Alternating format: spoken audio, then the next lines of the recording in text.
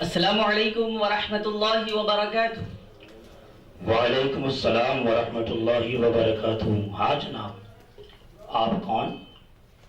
میں نے آپ کو پہچانا نہیں۔ جناب، میں محمد شاہنواز سلفی بنارسی ہوں۔ آپ بتائیں آپ کا نام کیا ہے؟ مجھے ناچیز کو شمس الزماں کہتے ہیں۔ میں بہار مظفر پور کا رہنے والا۔ پر شاہنواز صاحب، میں آپ سے ایک بات پوچھنا چاہوں گا۔ پوچھو میاں پوچھو، کچھ بھی مجھ سے پوچھ لو، سب کچھ جانتا ہوں، کچھ بھی بتا سکتا ہوں جناب۔ شاہنواز صاحب، آپ نے فرمایا کہ میرا نام محمد شاہنواز سلفی بنارسی ہے۔ بنارسی تو میں سمجھ گیا کہ آپ بنارس کے رہنے والے ہیں، مگر سلفی میری سمجھ میں نہیں آیا۔ تعجب ہے، آپ سلفی کو نہیں جانتے ہیں؟ ارے سلفی تو آج پوری دنیا میں چھائے ہوئے ہیں۔ مکہ جائیے، مدینہ جائیے، مصر، شام، عراق، جہاں بھی جائیے وہاں آپ کو سلفی ملیں گے۔ نیٹ پر دیکھیے تو سلفی، اخباروں میں دیکھیے تو سلفی، کتابوں کی دنیا میں جائیے تو سلفی، ہر جگہ تو سلفی ہی سلفی ہیں، اور آپ سلفی کو نہیں جانتے۔ ارے بھائی، سلفی یعنی اہل حدیث غیر مقلد۔ ہم لوگ کسی خاص امام کی تقلید نہیں کرتے، نہ ابو حنیفہ کی، نہ شافعی کی، نہ مالک اور نہ احمد بن حنبل کی۔ اور آخر تقلید کرے بھی کیوں، جب ہمارے پاس خود ہی اتنا دماغ ہے کہ ہم قرآن کو سمجھ سکتے ہیں، حدیث کو پڑھ سکتے ہیں، تو پھر ہم کسی ابو حنیفہ کو کیوں مانیں یا کسی مالک کی تقلید کیوں کریں؟ شاہنواز صاحب، آپ تو بڑے غضب کی بات کر رہے ہیں۔ آپ کا قرآن و حدیث کو خود سے سمجھنے کا دعویٰ انتہائی عجیب و غریب ہے۔ یعنی آپ کا مطلب یہ ہے کہ ہم کو مقلد ہونا چاہیے؟ ہم قرآن و حدیث کو چھوڑ کر ابو حنیفہ اور شافعی کے پیچھے بھاگیں؟ شمس الزماں صاحب، شاید آپ جانتے نہیں، تقلید کو قرآن نے حرام کہا ہے اور اسے شرک قرار دیا ہے۔ کیا قرآن نے تقلید کو حرام کہا ہے اور اسے شرک قرار دیا ہے؟ جی جناب شمس الزماں صاحب، کہاں ہیں آپ؟ کبھی تو قرآن اٹھانے کی توفیق ہوتی نہیں ہے۔ سنیے جناب شمس الزماں صاحب، سنیے، سورہ بقرہ پارہ نمبر 2 میں اللہ ارشاد فرماتا ہے، وَإِذَا قِيلَ لَهُمُ اتَّبِعُوا مَا أَنزَلَ اللَّهُ قَالُوا بَلْ نَتَّبِعُ مَا أَلْفَيْنَا عَلَيْهِ آبَاءَنَا۔ جب ان سے کہا جاتا ہے کہ قرآن کی پیروی کرو تو وہ کہتے ہیں نہیں، ہم تو اپنے باپ دادا کی پیروی کریں گے۔ اور سنیے شمس الزماں صاحب، سورہ مائدہ پارہ نمبر 7 میں اللہ ارشاد فرماتا ہے، وَإِذَا قِيلَ لَهُمْ تَعَالَوْا إِلَى مَا أَنزَلَ اللَّهُ وَإِلَى الرَّسُولِ قَالُوا حَسْبُنَا مَا وَجَدْنَا عَلَيْهِ آبَاءَنَا۔ جب ان سے کہا جاتا ہے کہ قرآن کی پیروی کرو اور رسول کی پیروی کرو تو وہ کہتے ہیں ہمارے لیے ہمارے باپ دادا کافی ہیں۔ اور سنیے شمس الزماں صاحب، قرآن کے پارہ نمبر 10 سورہ توبہ میں اللہ ارشاد فرماتا ہے، اتخذوا احبارهم ورهبانهم اربابا من دون اللہ۔ ان لوگوں نے اللہ کو چھوڑ کر اپنے عالموں اور اپنے پیروں کو اپنا رب بنا لیا۔ اور جناب شمس الزماں صاحب، یہ بھی آیت سن لیجئے جو سورہ احزاب پارہ نمبر 22 میں ہے، اللہ ارشاد فرماتا ہے، یوم تقلب وجوہہم فی النار یقولون یا لیتنا اطعنا اللہ واطعنا الرسول۔ جس دن وہ جہنم میں ڈالے جائیں گے آواز لگائیں گے، ہائے کاش ہم نے اللہ اور اس کے رسول کی اطاعت کی ہوتی۔ اور شمس الزماں صاحب اسی پارہ میں اللہ ارشاد فرماتا ہے، وَقَالُوا رَبَّنَا إِنَّا أَطَعْنَا سَادَتَنَا وَكُبَرَاءَنَا فَأَضَلُّونَا السَّبِيلَ۔ کل مقلدین اپنے رب سے کہیں گے ہم نے اپنے بڑوں کی تقلید کی، انہوں نے ہمیں گمراہ کر دیا۔ شمس الزماں صاحب، قرآن کی ان تمام آیتوں سے معلوم ہوتا ہے کہ تقلید حرام ہے، حرام ہے، حرام ہے، اور کل قیامت کے دن سارے تقلید کرنے والے جہنم میں جائیں گے۔ حنفی جہنم میں جائیں گے، شافعی جہنم میں جائیں گے، مالکی اور حنبلی سب جہنم میں جائیں گے۔ بس جناب بس۔ شاہنواز صاحب، یہ بتائیے کہ آپ نے قرآن پاک کی جتنی آیتیں پیش کی ہیں ان میں کہیں تقلید کا لفظ آیا ہے؟ نہیں کہیں ائمہ مومنین کا لفظ آیا ہے؟ نہیں جناب، کہیں حرام کا ذکر آیا ہے؟ نہیں صاحب، کہیں امام ابو حنیفہ، امام شافعی، امام مالک اور امام احمد بن حنبل کا ذکر آیا ہے؟ نہیں بھائی نہیں۔ تو شاہ نواز صاحب پھر آپ نے کیسے کہہ دیا کہ ان آیتوں کا مطلب یہ ہے کہ تقلید حرام ہے؟ ارے جناب شمس الزما صاحب، مفسرین کرام نے ان آیتوں کا یہی مطلب بیان فرمایا ہے کہ تقلید حرام ہے، حرام ہے، حرام ہے۔ کن مفسرین نے ان آیات کا یہ مطلب بیان کیا ہے کہ تقلید حرام ہے؟ کیا قرآن پاک کے سب سے بڑے مفسر حضور صلی اللہ تعالی علیہ وسلم نے ان آیتوں کا یہی مطلب بیان فرمایا کہ تقلید حرام ہے؟ نہیں۔ کیا پہلی صدی ہجری کے عظیم مفسر حضرت عبداللہ ابن عباس رضی اللہ تعالی عنہما نے، کیا دوسری صدی ہجری کے مشہور مفسر مجاہد بن جبر، مقاتل بن سلیمان اور سفیان ثوری نے، کیا تیسری صدی ہجری کے مفسر عبد الرزاق سنانی اور امام شافعی نے، کیا چوتھی صدی ہجری کے مفسر ابن ابی حاتم، ابن مرزی اور ابن جریر طبری نے، کیا پانچویں صدی ہجری کے مفسر امام باہری نیشاپوری نے، کیا چھٹی صدی ہجری کے مفسر ابن جوزی نے، کیا ساتویں صدی ہجری کے مفسر علی بن احمد تجیبی نے، کیا آٹھویں صدی ہجری کے مفسر ابن رجب حنبلی اور ابن کثیر دمشقی نے، اور کیا نویں صدی ہجری کے مفسر احمد بن اسماعیل شافعی نے، اور کیا 10ویں صدی ہجری کے مفسر علامہ جلال الدین سیوطی نے؟ کیا ان تمام مفسرین نے ان آیتوں کا یہی مطلب بیان فرمایا کہ تقلید حرام ہے؟ نہیں نہیں نہیں، ان میں سے کسی نے بھی ان آیتوں کا یہ مطلب بیان نہیں فرمایا کہ تقلید حرام ہے۔ تو پھر شاہ نواز صاحب آپ نے کیسے کہہ دیا کہ ان آیتوں کا مطلب یہ ہے کہ تقلید حرام ہے؟ شمس الزما صاحب سنیے، مشہور مفسر قرآن امام قرطبی نے ان آیتوں کا یہی مطلب بیان کیا ہے کہ تقلید حرام ہے۔ جناب امام قرطبی خود امام مالک کے مقلد تھے۔ علامہ سمانی نے بھی ان آیتوں کا یہی مطلب بیان کیا ہے۔ ارے بھائی وہ امام ابو حنیفہ کے مقلد تھے۔ علامہ سراج الدین نے بھی ان آیتوں کا مطلب یہی بیان کیا ہے۔ جناب وہ امام احمد بن حنبل کے مقلد تھے۔ سنیے جناب سنیے، اور کچھ فرمائیے۔ سنیے جناب سنیے، شمس الزما صاحب سنیے، قاضی شوکانی اور امام ابن قیم نے بھی تو ان آیتوں کا یہی مطلب بیان کیا ہے کہ تقلید حرام ہے۔ اچھا شاہ نواز صاحب میرے ایک سوال کا جواب دیجئے، کیا ائمہ مومنین کی تقلید حرام ہے یا ائمہ مشرکین کی تقلید حرام ہے؟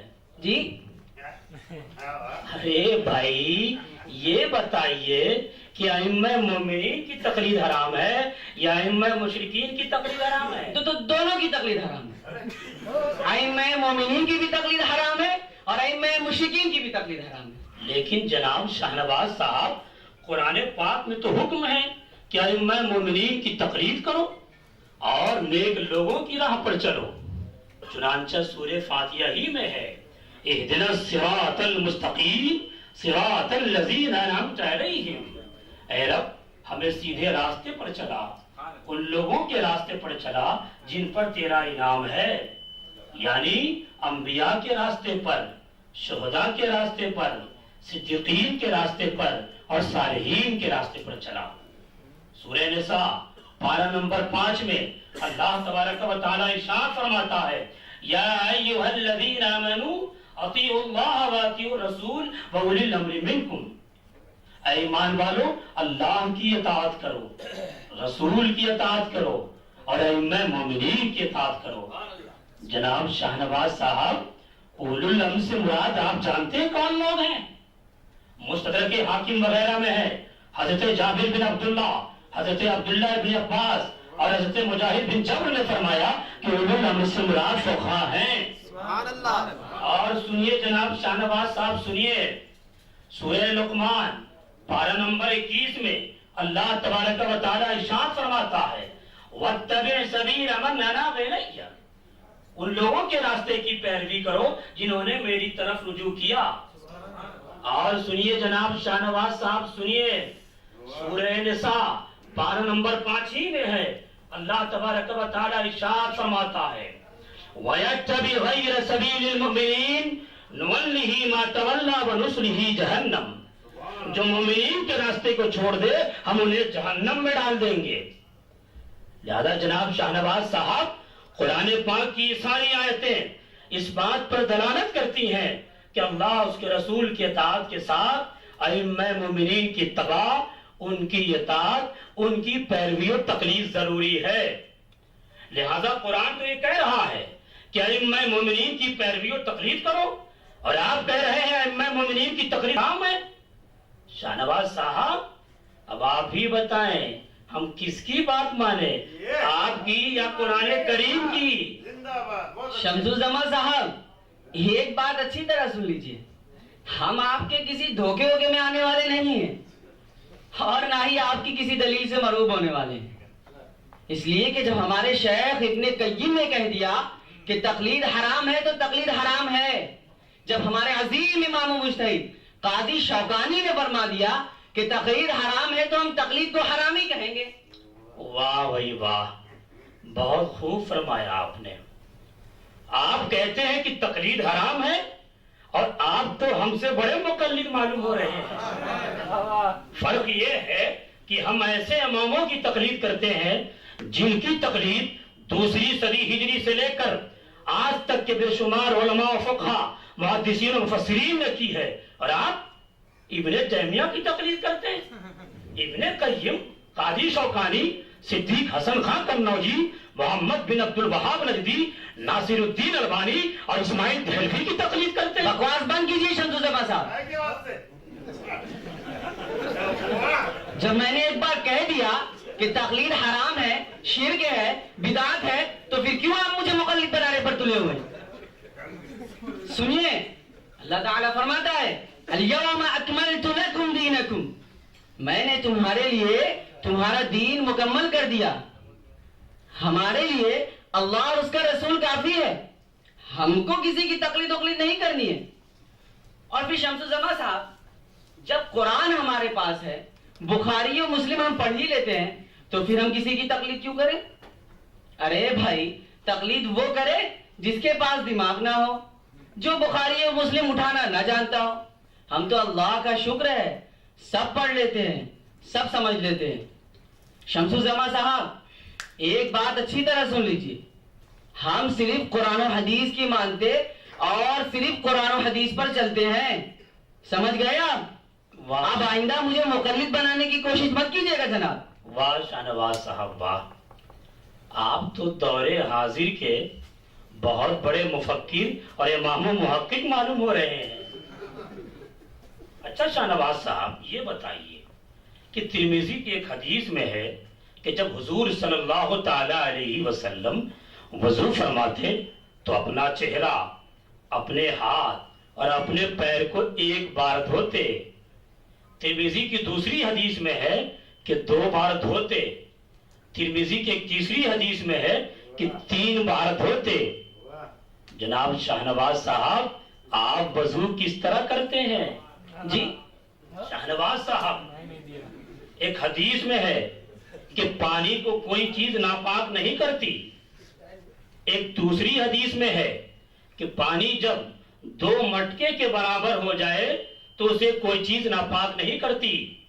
ایک تیسری حدیث میں ہے کہ پانی جب 2 یا 3 مٹکے کے برابر ہو جائے تو اسے کوئی چیز ناپاک نہیں کرتی. ایک چوتھی حدیث میں ہے کہ پانی جب 40 مٹکے کے برابر ہو جائے تو اسے کوئی چیز ناپاک نہیں کرتی. جناب شاہ نواز صاحب, آپ پانی کو کب ناپاک مانتے ہیں؟